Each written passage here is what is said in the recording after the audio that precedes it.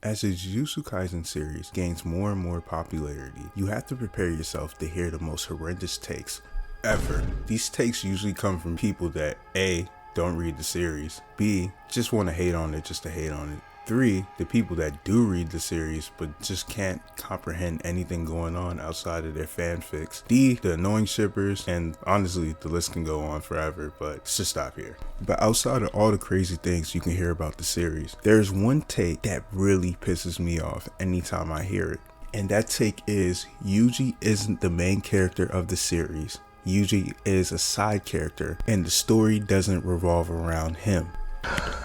This is probably top 3 worst takes I ever heard about this series. But today, we're going to dive into this and talk more about Yuji as a character, his role in the series, and how he is the MC of his series. It's 2-side anime, so you know I'm about to cook. And if you're interested in our other videos, I made a video about Jujutsu Kaisen, Wasted Potential, and a video about Sukuna's ideology. Go ahead, check those out, leave a comment, and let me know what you think. But let's move on to the topic of Yuji not being the MC of his own series. But before we go on, if you're anime only, or you aren't caught up in the manga, please log out this video. It will be spoiler heavy.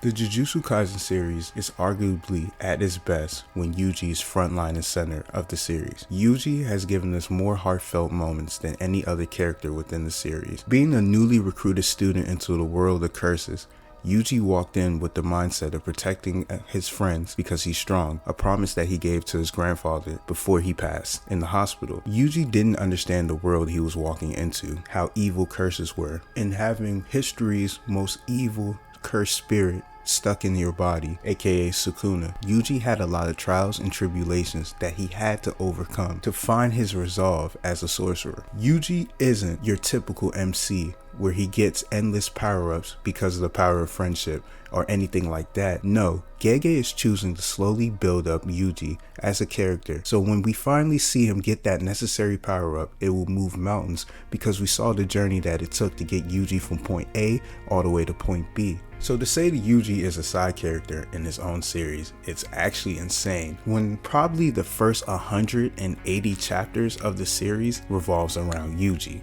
In chapter 1, Yuji's grandfather was going to tell Yuji the origins of his birth and who his mother was, aka Kenjaku.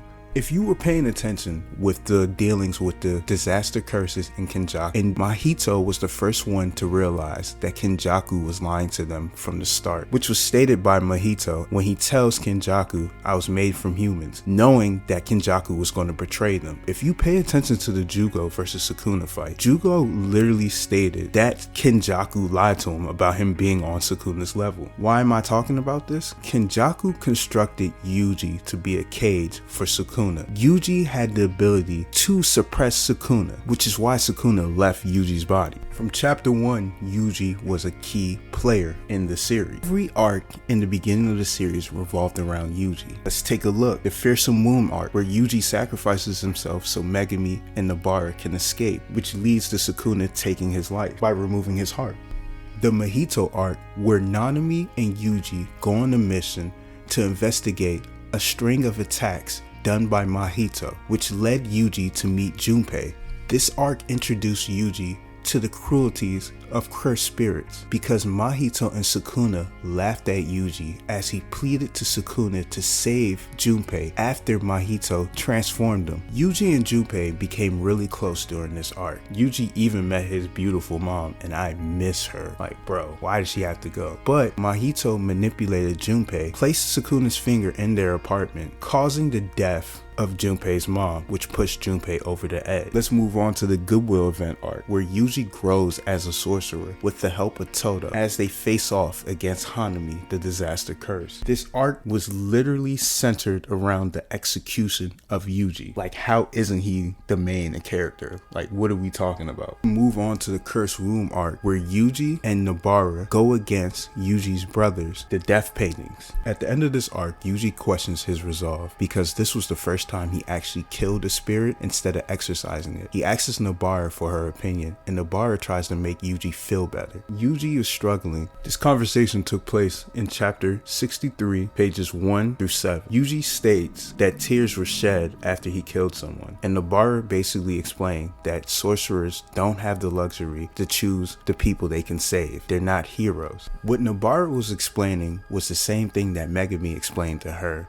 But also, this is exactly what Todo tells Yuji in the Shibuya incident arc to get him back on his feet. They don't get that luxury. Yuji struggling with this makes the I am you and you and me speech Mahito kept relaying to him hit way harder. Like Mahito stated, this isn't a battle of right and wrong. It's a clash of truths, a war between cursed spirits and humans. Mahito kills people without a second thought, and Yuji saves people without a second thought, making chapter 63 come in full circle at the end of the Shibuya arc, where Yuji finally steps into that role and accepts that he's the same as Mahito. It's pretty crazy because Nobara was the one comforting Yuji in chapter 63, but circle back into the Shibuya incident arc, she's the one that actually died, that caused his mental breakdown. So I see what Gege did there. Every arc in Jujutsu Kaisen centered around Yuji's character development as a sorcerer. So what are you going to tell me? Oh, he doesn't have a major power-up. He's just a kick-punch merchant with the divergent fists and black flash. Okay,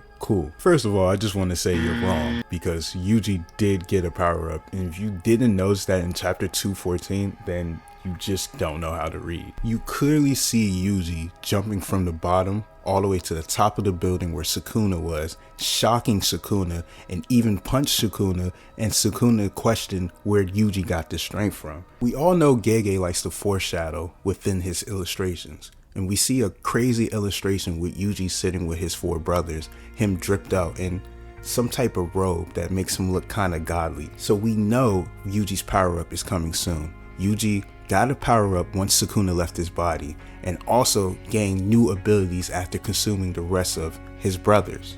But in this arc where Sukuna takes over Megumi's body, Megumi looks at Yuji and states, "You're that boy from that time period.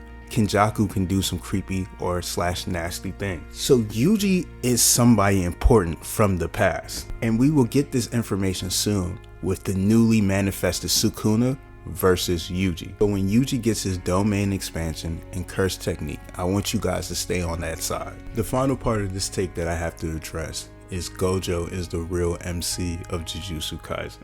The only people that actually believe this are the power scalers, the delusional shippers, or the people that just don't pay attention to the series. It's really that simple. We've seen Gojo pop off in the series a couple times, when he used purple against Hanami, when he used his domain against the Shibuya incident arc. He got sealed and we didn't see Gojo for a long time, and then he got unsealed and went against Sukuna, which was foreshadowed since chapter 1. So that doesn't take any shine from Yuji, because we know Yuji's going to get his 1 with Sukuna. It's going on right now. So Gojo being the main character, I know he's hot, bro, like I get it, I feel things, pause, but it doesn't take away from Yuji being the MC. I don't even understand how that's possible. Oh yeah, and I forgot to mention the Gojo Pass arc, but you get what I'm trying to say. At the end of Jujutsu Kaisen, Yuji is going to hold his rank as one of the GOATs from the new gen manga era. But that's it for this video. Like, comment, and subscribe, and let me know what you think in the comments. I'm out.